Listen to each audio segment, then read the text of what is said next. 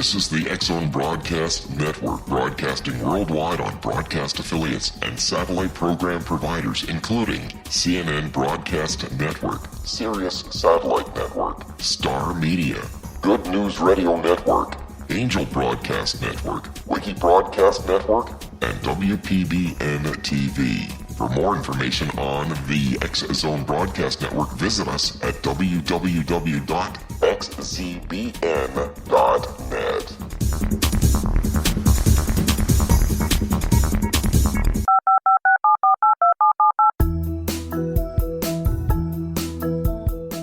Did you know that when you're on the road with limited data or Wi-Fi, you can still listen to the X-Zone Radio Show with Rob McConnell, The Science of Magic with Gwilda Wiyaka, X-1, Dimension X, Space Patrol, and every minute of the X-Zone Broadcast Network by calling 213-401-0080, courtesy of Audio Now. No smartphone, app, or internet needed. It saves your data plan, and it's free if you have unlimited minutes. Call 213-401-0080 to listen on any phone, anytime, anywhere. Remember, 213-401-0080 for the best of the paranormal, parapsychology, and sci-fi radio programming anywhere, 24/7, 365.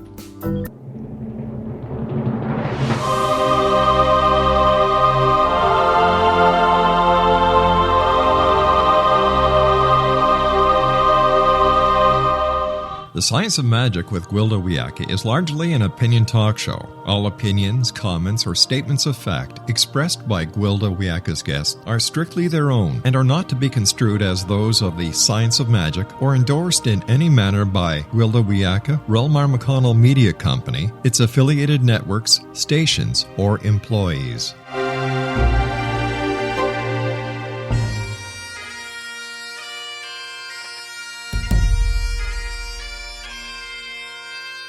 Welcome to the Science of Magic with Gwilda Wiyaka, a program dedicated to uncovering the unified nature of reality and humanity's ever-evolving place as truly galactic beings.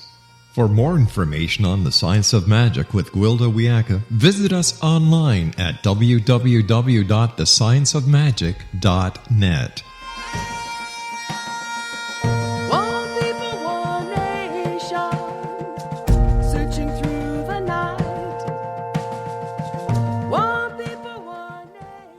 Welcome to the Science of Magic, a place where science and magic come together to transform fact into evolving truth. We're proudly coming to you through the ever-expanding X-Zone Broadcast Network, xzbn.net, and can also be found on our website, thescienceofmagic.net. I'm your host, Gwilda Wiyaka. This hour we'll be exploring stewardship.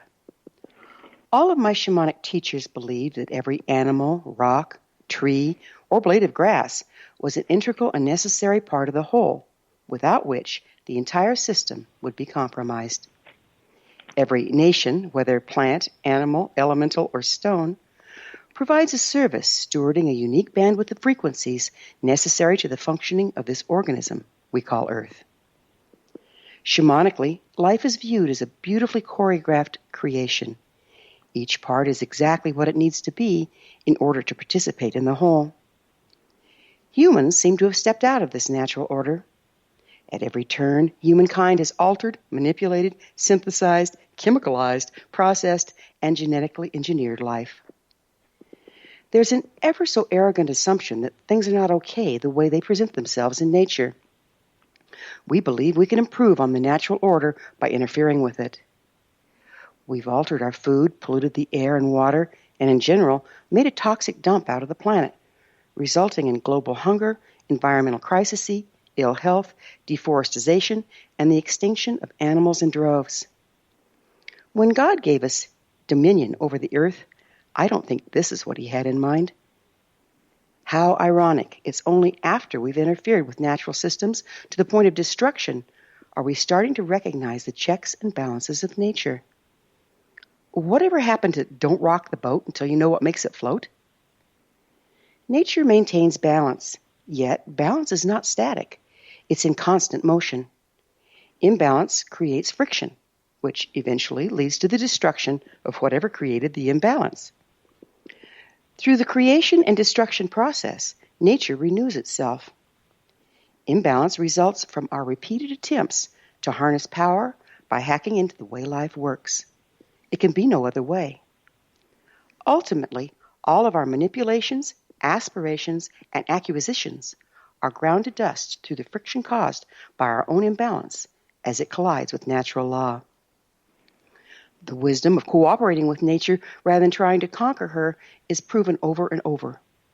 If we learn to observe and re-examine our assumptions about life, it's as simple as getting in the river with a canoe and choosing whether to go upstream or down. It's as obvious as deciding whether to plant a kernel of corn in the winter or in the spring. Consciousness is the key. In order to realign with natural law, we must first become conscious of our own nature.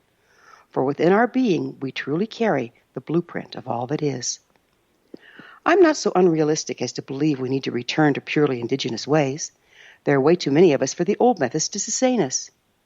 Yet, clearly, the current practices threaten not only to destroy us, but all of our relations. Historically, when this level of imbalance is reached, the earth herself makes a correction, gleaned the herd, wiped the slate clean, and began anew. The forest fire removes the dead wood and activates the aspen seed. Can we find a way to rebalance ourselves to the way life works? Can we steward new ways to live as one with all of our relations and take up our rightful place in the circle of life? Are we the dead wood or the aspen seed? Our guest this hour, George Scott, is an environmental and agricultural entrepreneur, a committed advocate for farmers, livestock producers, and independent family businesses. George has run a series of successful environmentally friendly businesses, including chemical and soil remediation, irrigation systems, wind and solar generation, and beekeeping. As a registered beekeeper for more than 25 years, George is a passionate advocate for beekeeping as a critical component to Ontario's agricultural success now and in the future. He's a member of the Niagara Beekeepers Association. After this commercial break, I'll introduce George, and together we'll explore the birds, the bees, and true stewardship, so don't go away. You're listening to The Science of Magic. Prior innovative episodes can always be found on our website, thescienceofmagic.net.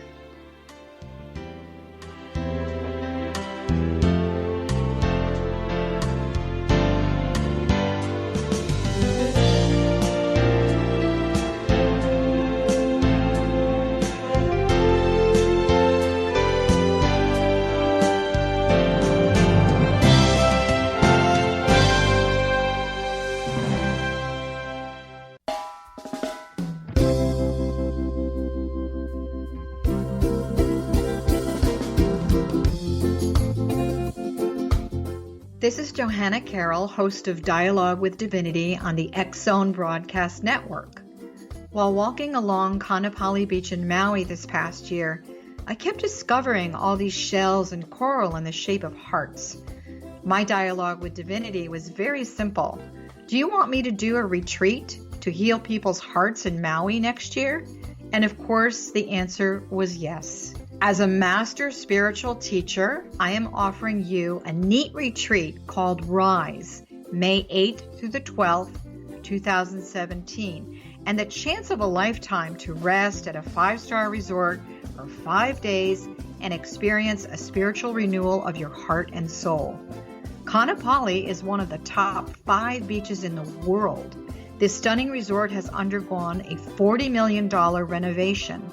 I walked the entire property, checked out the room choices on your behalf, and I must say it is stunning. Our conference room faces the ocean with sliding glass doors.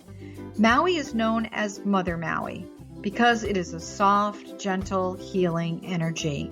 In the embrace of Mother Maui, you will feel yourself rising from the limitations of an ordinary life to an extraordinary journey of peace, bliss, and harmony. A greater sense of clarity. Our Rise retreat ignites renewal in the sacred elements of air, water, earth, fire, and wind. There's plenty of free time to enjoy all that Maui has to offer.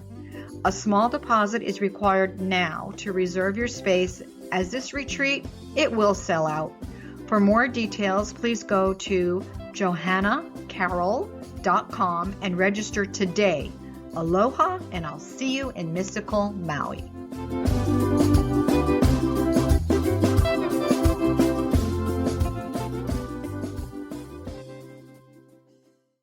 How would you like to be able to read other people's minds? Well, the next best thing is here. When you know how to read a person's name, you know how the person thinks, feels, and behaves. Each letter in our name holds a key to unlock our true essence. Our name contains both our gifts and challenges in this lifetime. Nemology science discovers personality secrets hidden in the placement of the letters of our names, including the first and last impression people remember about us. Sharon shows us how to interpret the arrangement of letters as outlined in her book, Know the Name, Know the Person. Sharon Lynn Wyeth created Nemology science after 18 years of research and testing her theories, and has supported thousands of people around the world in understanding themselves and others better.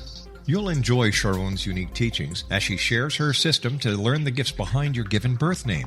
Even if you don't like your birth name, there are jewels in this book.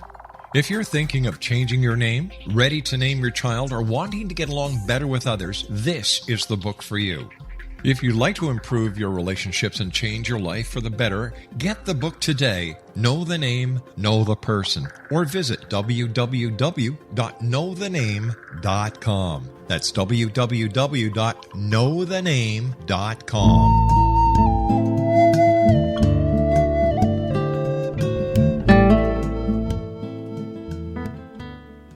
Welcome back. This is the Science of Magic, dedicated to unification and evolution of consciousness. I'm your host, Gwilda Wiyaka. Our guest this hour is George Scott, founder of the Niagara Beeway, dedicated to the protection and preservation of Niagara's honeybee population. George is an environmental and agricultural entrepreneur and a committed advocate for farmers, livestock producers, and independent family businesses. His website is niagarabeeway.com. George, thank you so much for joining us on the Science of Magic.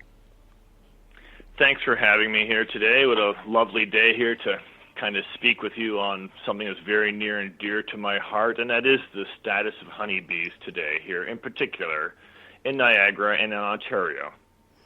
Well, I was drawn to your work and asked you on the show because of your very dedicated and scientific approach to cooperating with the way life works rather than against it. And I'd love to pick your brain about what you see as alternatives to our current practices. Let's start with an update on the status of the honeybees. There's been a lot of talk about bees having trouble. Could you fill us in on what's going on? Well, the bees are being introduced to something that in their 54 million years of evolution they have never seen before. And it isn't so much your cell phone or loss of habitat or all of those things that are put up front, or parasites or bacteria, which are all factors. There is a new insecticide on the market that is very effective. The bees actually go and seek it out, which makes it more effective. And it is lethal to them at exposure levels that they cannot detect. So over the years, since I would say World War II, our farmers have become experts at a thing called parts per million, where you put a little bit of something into the feed and it makes the animals better.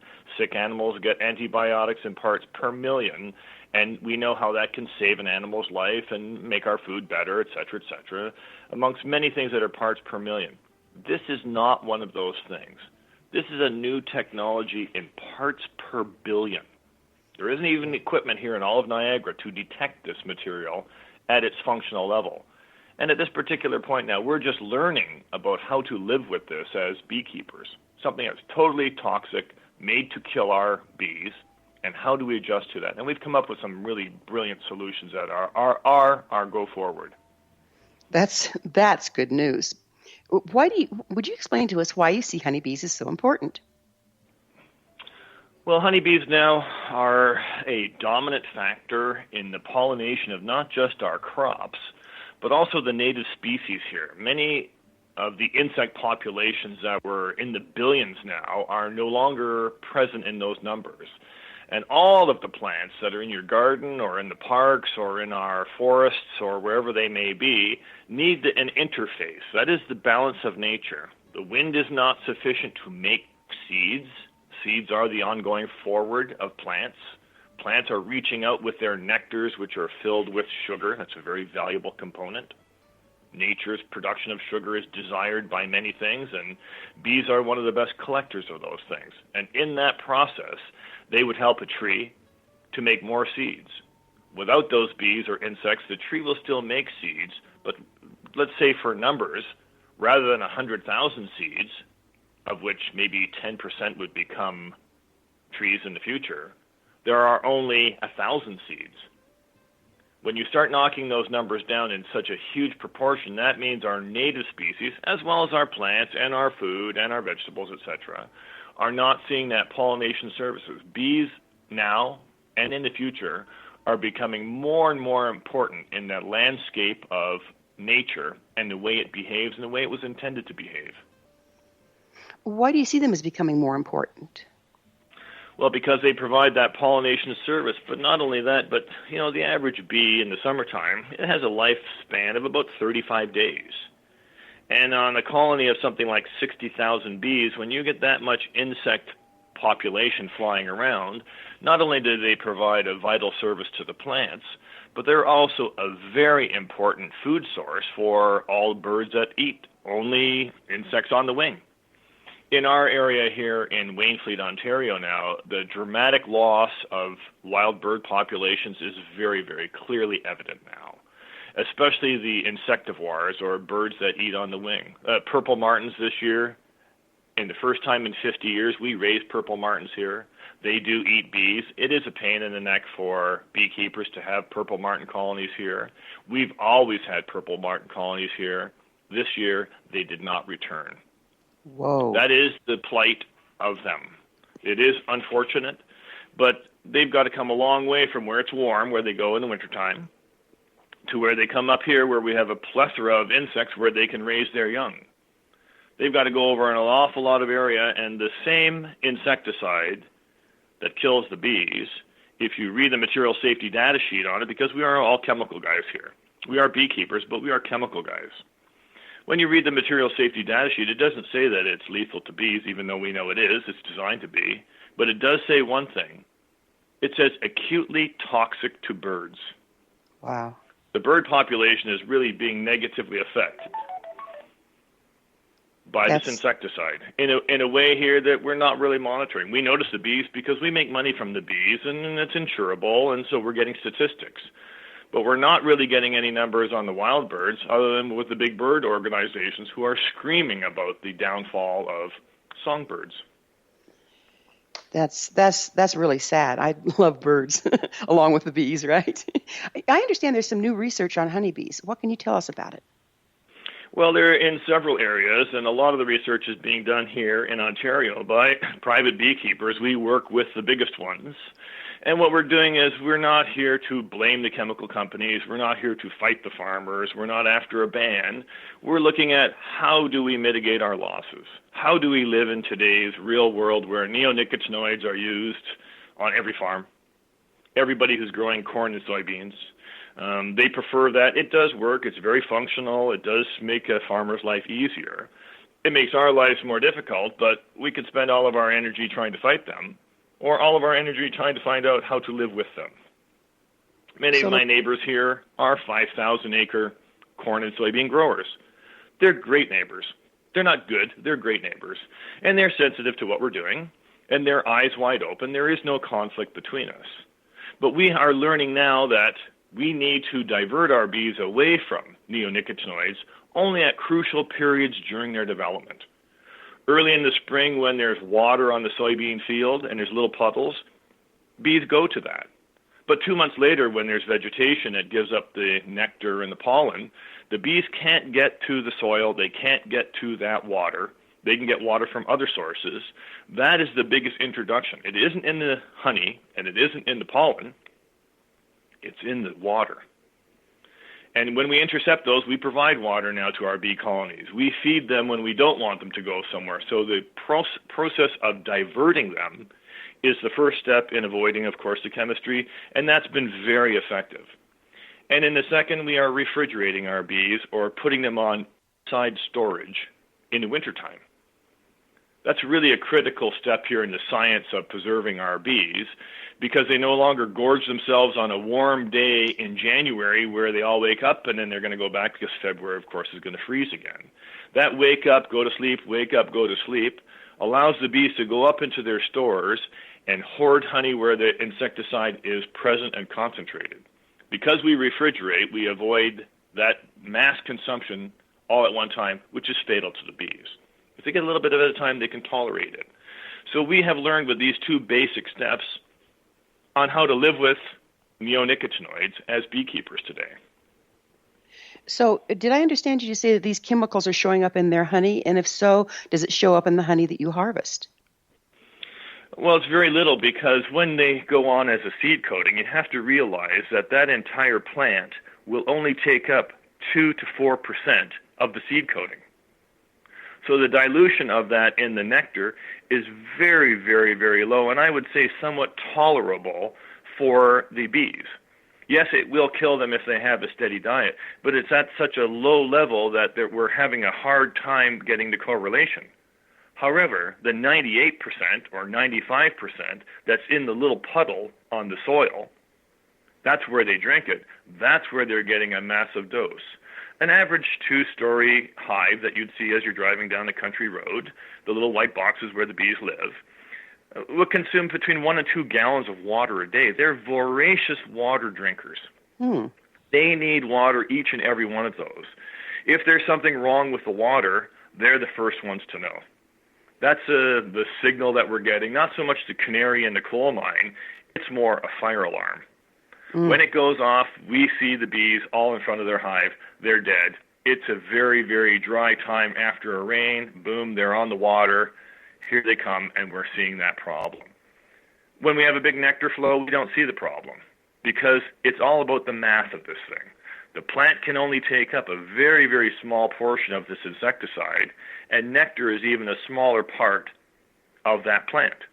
It's not the leaves, it's not the roots, it's the nectar.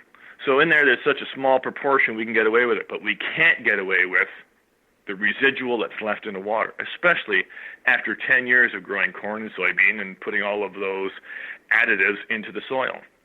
The soil and the water as it leaches out is deadly to the bees. So water being the universal solvent, it's taking up all those chemicals. Bees, being voracious drinkers, are drinking the chemicalized water, and that's the major problem. Is that correct? Absolutely. It's a waste of time at this particular point to do any further studies on pollen and nectar flow. And really what we should be looking at is all of our water intakes and trying to assess what the impact is on our entire ecosystem. What's really missing here in the analysis is the complete life cycle of this chemical. Where does it go after it goes into the corn? When it's in that corn plant, the whole stalk, and the farmer at the end of the season brings his combine in and takes off all the seeds, all the cellulosic material of the corn plant now lies on the ground and degrades there. As it's degrading, what happens to those chemicals? Are they all bound up organically? We're finding no, that's not the case. What's happening is they're just being released back into the environment. And where does it go from there? Well, it goes wherever water goes. So every time it rains, we're looking at our ditches, we're watching the bees in the ditches.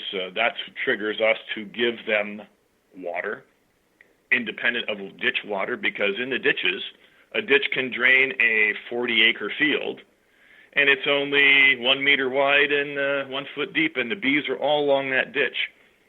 Ditches highly concentrate fields. That's why we have to be so careful with the concentrations. This is a really look at this thing from a mathematics viewpoint. They can only tolerate so much. If we don't avoid that, then we're going to catch that problem. It looks like you're finding a third solution rather than fight the chemicals coming into this situation. Rather, find that third solution we can all live with. Well, this is a $6.6 billion sale. This isn't a bee item. This is not, in our environment today, this isn't some sort of schism religion, and this isn't something that's a little small thing we don't have to worry about. It's in 70% of the vegetables in our grocery store today. We're going to have to take up with that, and I do want to, on the other side of a break. George and I will return to our discussion after this short break. We're coming to you through the land of leading-edge paranormal broadcasting, the X-Zone Broadcast Network. Don't miss the other fine shows and hosts on xzbn.net. You're listening to The Science of Magic, thescienceofmagic.net. I'm Gwilda Wiyaka. We will be back, so don't you go away.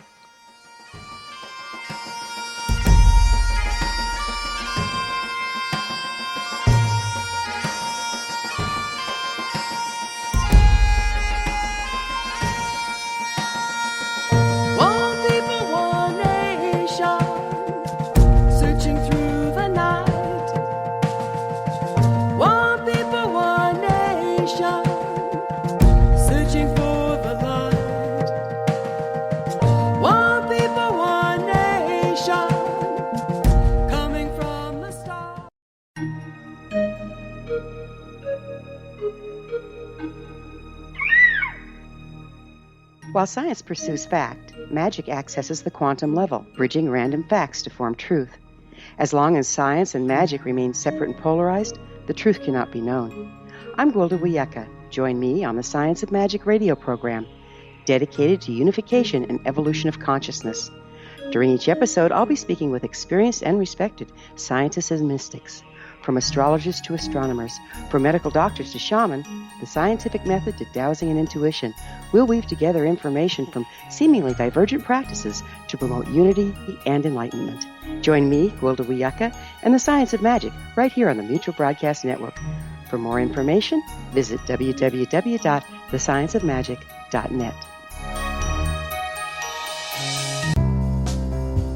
Gibbs A. Williams, Ph.D., is a practicing psychoanalyst, supervisor, researcher, and author in New York City. Much of his life has been dedicated to understanding nature and the uses of meaningful coincidences or synchronicities. His radical and original non-Jungian, non-mystical, non-magical theory of synchronicities illuminates much of the fog surrounding this challenging and perplexing topic. His ideas and manners are fresh, presented in a style that is both entertaining and highly informative. He is also an expert on crisis intervention, specially focused on violence reduction for the police and citizens, mastering anxiety, frustration, and stress without the use of medication, and effectively preventing and treating heroin addiction. Dr. Williams can be contacted at his email address at gwwilliamsny11@aol.com or visit his website at... Wouldn't you love to know the secret to everything? Well then, meet Dr. Kimberly McGeorge and her cutting-edge breakthrough knowledge that combines science with possibility. Dr. Kimberly brings real-life answers and healing to those open to alternative solutions. She teaches solution-based programs and classes that will change all areas of your life forever. Specializing in conscious creation, intuitive readings, and energy medicine, you can rapidly shift health, relationships, business, and money and abundance challenges quickly. Receive her best-selling book, Secret to Everything, at no cost by going to secrettoeverything.com/X-Zone. That's right, transformation can start now. Just go to secrettoeverything.com/X-Zone and receive Dr. Kimberly's book for free. Afterlife expert Roberta Grimes was the first one to say that dying can be fun. Now her best-selling book, The Fun of Dying, is available in stores worldwide. So if you wonder whether death ends life, how it feels to die, or what heaven might be like, The Fun of Dying was written for you. And if you have always been afraid of death, or if you worry that your life has no meaning, let The Fun of Dying ease your fears and bring new meaning to your life. Nothing said in The Fun of Dying is based on the teachings of any religion. Instead, Roberta draws on evidence to explain how death happens, how it feels, and what comes next. A lot of the best death-related evidence was produced in the first half of the 20th century. When it is put together with recent discoveries, it tells a consistent and amazing story. Roberta Grimes blogs and answers questions at robertagrimes.com. Her wonderful book, The Fun of Dying.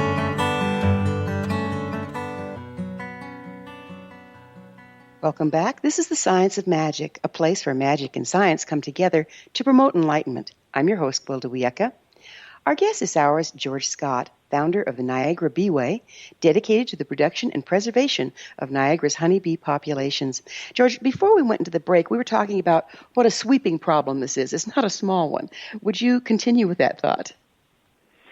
Well, certainly. We are looking at some new chemistry in our world, and sometimes new is always improved, and I see a great deal of improvements on this. But in these new chemicals, they were never designed to be used as widespread on every square foot so that there was no place for the bees to go. Remember, the bees, in the case of neonicotinoids, they search them out. They prefer those. If you put a plate of sugar and water out, which is a very major attractant to bees, bees will go to feed on that. And you put another plate out, absolutely identical to the first plate with sugar and water, but you add neonicotinoids to that. In the first trips, the bees will be 1-to-1 at those plates.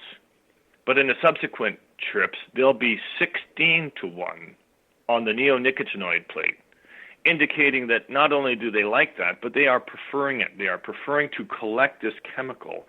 They are attracted to it, and it is absolutely lethal to them. It is made to kill insects, and they happen to be insects.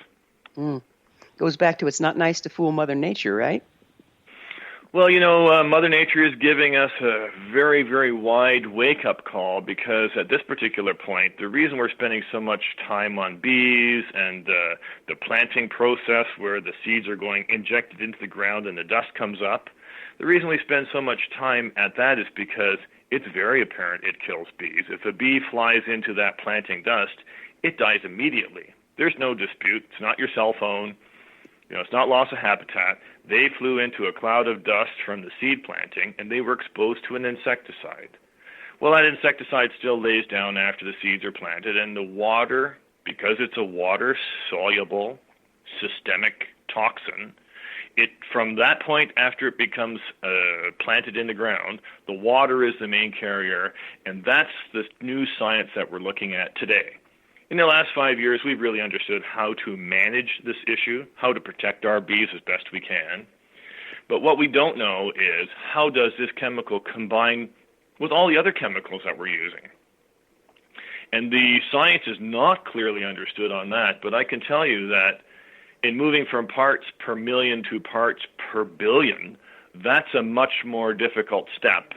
But now having a 1,000-time amplification of toxicity because an insecticide combines with a fungicide, both of which are important to farmers. They need to use those things to protect their livelihood and their crops. But the combination of those two chemicals now that are used in molecular proximity to one another, that's within a millimeter of each one, those chemicals now are binding themselves together and making new chemicals that have never been studied before. And in fact, we are now the guinea pigs of those things. We don't know what they are. There is no data on there. To say that they're safe when they are 1,000 times more lethal, that's something that we're going to explore as humanity. As creatures living on this planet, we're going to explore that in the next 20 or 30 years, and we will be getting the results of those things, good or bad, one way or another. We'll understand that. At our own expense, no doubt. Well, no, we're going to be talking about health. This is a human health issue. That's how we're going to detect it. Right. We already are in certain ways, aren't we? Well, certainly the studies in Japan that are at least their medical practitioners are educated to understand what the symptoms are. Here in Niagara, someone could have neonicotinoid exposure and poisoning, and since our medical practitioners are not up to speed on that, number one, they don't have equipment to test for it, and number two, those symptoms are really not taught to them. The latest bulletins going to our medical professionals don't really talk about the symptoms of a neuromuscular or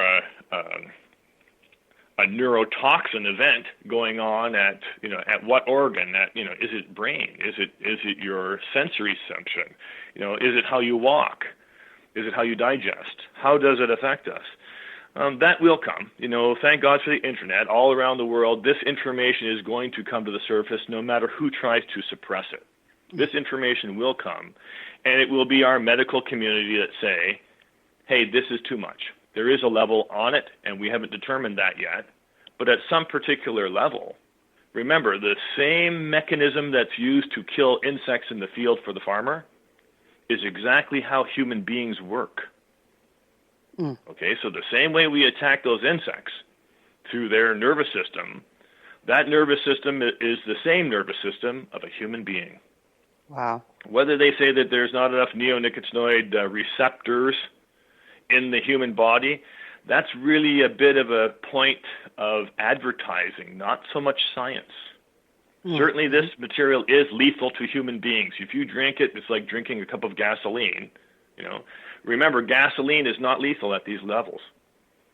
At the fully functional level to kill an insect of neonicotinoids, you can drink gasoline, and it won't affect you negatively. So this is a whole new science that we've got to get our minds around, and the beekeepers just happen to be on the forefront of that. Well, thank goodness for you. What do you see as alternative pesticide strategies? Well, that's a real unknown right now. They have a lot of genetic work going on, the new RNA interceptors. There's a whole bunch of technology. To say that this is a crucial technology and all farmers need neonicotinoids, it's only 20 years old. Farming's been around for thousands of years.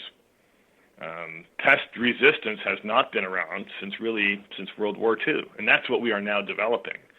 So to say that this is an absolutely essential chemical for agriculture is a little bit of an overstated marketing issue. Many farmers here who are 5,000-acre farmers, I go to them and talk to them as friends and as neighbors, and I ask them to lighten up a little bit of the neonicotinoid use. They've been using it for 10 years on the fields for 10 years in a row. I asked them maybe they could take a blow, maybe not use it in 2015, 2016. Try 100 acres. So my neighbor shows up here after Labor Day weekend and drops a case of beer off on my patio, and he goes, thanks. And he goes, and I lied to you, George. And I go, what do you mean? He said, I didn't do 100 acres. He goes, I did 500 acres. Wow. Without neonicotinoids. And what I noticed was there was no difference between my treated fields and my untreated fields. And thank you, because I am paying over $20 an acre to treat those fields. That seed coating is expensive. Wow. So 500 acres times $20, I'm going to call him a lousy neighbor because I only got a case of beer out of the deal. But you can see where that's going. Yeah. You can see farmers now are opening their eyes and realize, we're not pushing the panic button on our farmers here. This is not their first barbecue on chemicals that have come to them, said that they were good, and now they are banned. So, I would believe that if you look at the history of the Pesticide Management Regulatory Authority, the PMRA, that particular agency has a very dreadful history of approving something, saying it is okay, followed by taking it off the market and saying it is not okay. And that pretty much is the life of many of these toxic chemicals as we get to see the non-targeted effects of this. I'm afraid that because we are putting $6 billion of this into our environment every year, this may be something that we're living with for quite a while and something that certain species cannot live with that we don't even know yet. We will find out, of course, but I'm not going to say it's going to be a pleasant surprise for everyone. I could understand that if our farmers were making a lot more money in countries where they can't get neonicotinoids. Are their farmers that much poorer than our farmers? No, it's about the same. Farmers aren't really making a ton more money. How many farmers have $20 per acre loss due to insect damage? But spending between $20 and $29 an acre to stop the insects from damaging is a big, big number. So you have to look at that, and really, if this was left in the hands of our farmers, I don't think we'd be talking right now because it would be a small issue. We did a survey here in Niagara, and I'm not sure it's true everywhere because Niagara is a really gifted microclimate, almost the most perfect place in the world for the honeybee. And in there, we went to all of the users of insect control products and took an inventory. How many veterinarians and how many skids of neonicotinoid flea drops? How much shampoo did they have? How much washing things for the dog sleeping area? How much did the pest controls who go into your dentist's office, the dentist saw a centipede run across the floor, who did he call? He called the pest control company who came at night and sprayed all the corners and said, this is a safe chemical, and I'm using it. Well, he's putting down neonicotinoids. Why? Because it's gone from approved for use in farming to approved for release in Canada. Those are big, big steps. Yikes. Number one, this material only breaks down in farms by sunlight. When they use that indoors, there is no sun. It's never going to break down. The residual and the exposure to these chemicals is really amplified because this has become the number one chemical. In all of Niagara, Clark Agrichem and Pioneer Seeds do the seed coating here commercially. They're two great companies. I know those guys. They're really stand-up community people. And both of those companies use together 30,000 pounds each, about 1 truckload each of neonicotinoids to cover all of Niagara's seed coating requirements. However, when you add up all of the other non-farm uses of neonicotinoids, it was 6 truckloads in January. Those are pet control, those are pest control, those are flea control, those are tick control. Those are other products that are using. Farmers get 100% of the blame for using 2 truckloads, but the rest of us in our nursery products, in the plants in our backyard, in us treating our rose bushes, we are using more neonicotinoids than where it was specifically designed for, and not a little bit. In truckload quantities, that's 6 in January. And most of the people that I talked to said, yes, that's the inventory we have in January. And by June, we normally run out and we reorder a couple of skids. That market is growing very quickly, and there's no control on it. And our farmers are being forced to reduce it by 80%. So we are going after the B item, the farmers. That's a problem. It's us as urban dwellers that are really pumping this stuff out. And then if it doesn't deteriorate except in the sun, I can see where that's really compounding the issue. It was never designed for release in confined environments, and that's one of its biggest applications, and that's the one that's growing quickly. There's no control on it. It is not recommended for release in confined environments. Call your local pest control guy and ask him if he's using neonicotinoids in your grocery store. It's safe for food, right? Those little misters. Geez, there's no bugs on your broccoli when you go to the grocery store, is there? Well, maybe they have in their mister, they put a liter of this stuff in there because it's safe. Health Canada allows it. But now you're in your grocery store and there's no insects. We're going to have to take another break. I'd rather have the insects. George and I will be back shortly. You're listening to The Science of Magic, thescienceofmagic.net, the place where altruistic professionals of science and the esoteric create common ground for the betterment of our world. We're brought to you by the leader in paranormal spirituality and alternative health programming, the X-Zone Broadcast Network, xzbn.net.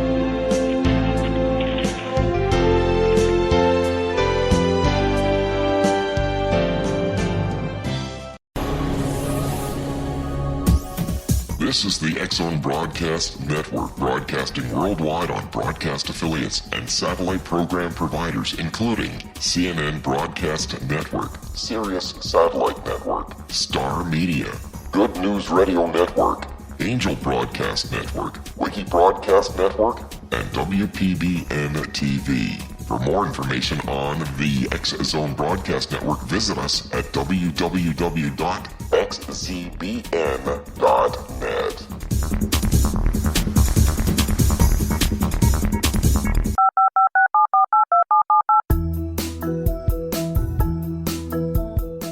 Did you know that when you're on the road with limited data or Wi-Fi, you can still listen to the X-Zone Radio Show with Rob McConnell, The Science of Magic with Gwilda Wiyaka, X-1, Dimension X, Space Patrol, and every minute of the X-Zone Broadcast Network by calling 213-401-0080, courtesy of Audio Now. No smartphone, app, or internet needed. It saves your data plan, and it's free if you have unlimited minutes. Call 213 213-401-0080 to listen on any phone, anytime, anywhere. Remember 213-401-0080 for the best of the paranormal, parapsychology, and sci-fi radio programming anywhere, 24/7, 365.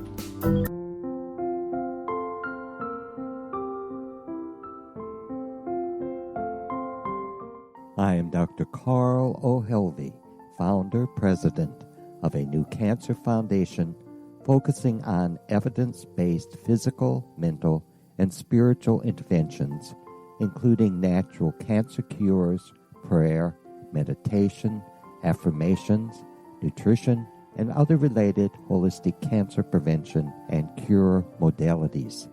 These are used in cancer education, research, and financing care. I ask for your help to continue this important work by donating at www.holisticcancerfoundation.com.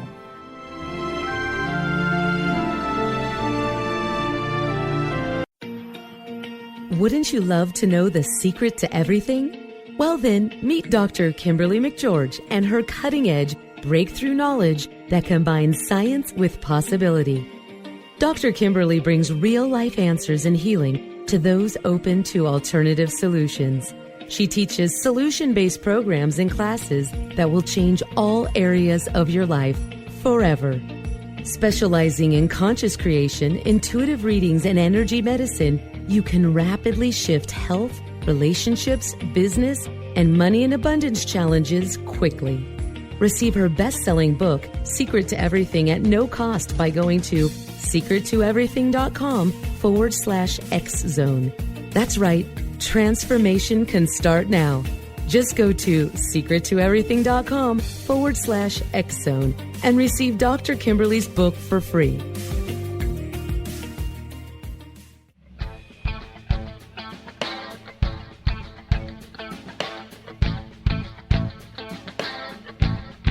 What Happened in Benghazi is revealed by Nicholas Genix, author of Obama, Islam, and Benghazi. He informs the American people that President Obama deceived them by advocating a strong foreign policy prior to the 2012 presidential election, and Hillary Clinton supported this deception. As the title infers, there is a connection between Obama, Islam, and Benghazi. Ample evidence informs Americans that Obama's early indoctrination in the Quran developed an affinity for Islam, why the Quran is the source of discontent in many countries, and why the Obama foreign policy deception led to poor military action and caused the loss of American lives in Benghazi. Genix provides 36 questions for the Select Committee on Benghazi to validate if Americans are justified to mistrust President Obama and Hillary Clinton. An overview of Obama, Islam, and Benghazi is presented on the website www.futureofgodamen.com. That's www.futureofgodamen.com. You're listening to the X-Zone Broadcast Network, www.xzbn.net.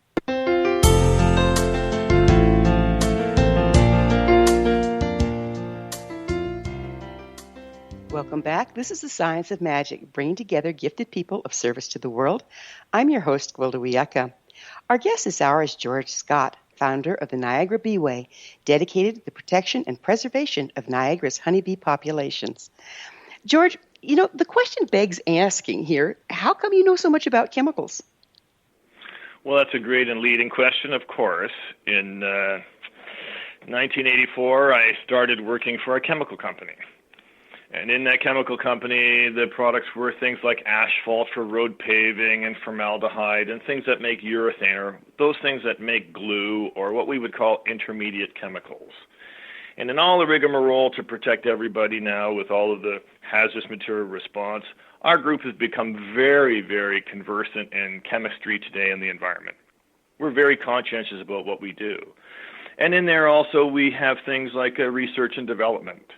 So we have labs where we test and we detect and we can tell you about concentrations.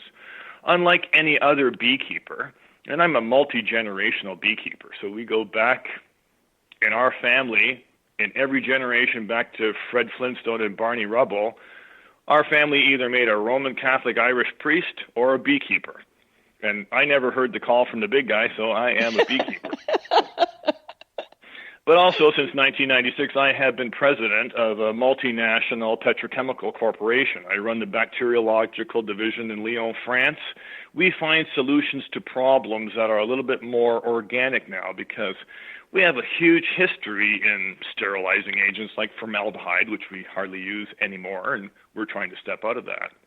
There are alternatives in many ways. It's just a matter of having the motivation to look for them and making sure that it has a cost frontier that farmers or pest control people can really use. Sometimes chemicals are the cheapest, but sometimes they are the harshest. And we're not being critical of the Syngentas and Bayers of the world. They're fabulous corporations.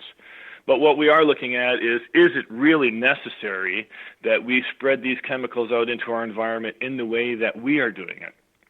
So we've got a way of doing it. SRI Petrochemicals, where I work, is an award-winning research corporation. We've won top awards for doing, of all companies who do research in Ontario, we have won the top awards from the Ontario Centres for Excellence.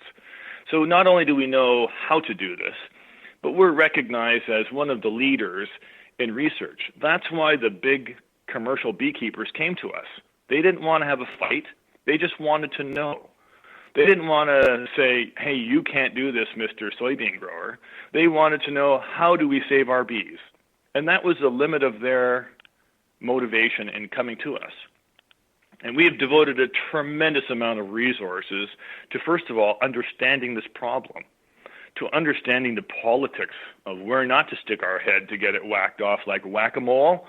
We have popped our heads up at the wrong places, and the reaction has been very hostile. And we understand that. The people are protecting a $6 billion market of a product that they like to sell. And we've got maybe what would be interpreted as some complaints that are very legitimate. It's easy to knock off a beekeeper because his argument is not all that legitimate. But try knocking off a chemical company who's telling you that the water that you're drinking has 36 parts per billion of a chemical that shouldn't be there. And that's its fully active strength. Wow. That's a problem, and we don't want to hide that. In my organization, they stick me out here to talk to people like you, and thank you very much for having me on your radio show. Absolutely. My job is to make people aware so that they can make decisions whether they want to use this stuff or not. Whether they want to chop up their broccoli and all of their lettuce and cuttings and whatever's left over, and peeling their onions and potatoes, and scraping all of those cuttings very religiously into their composter.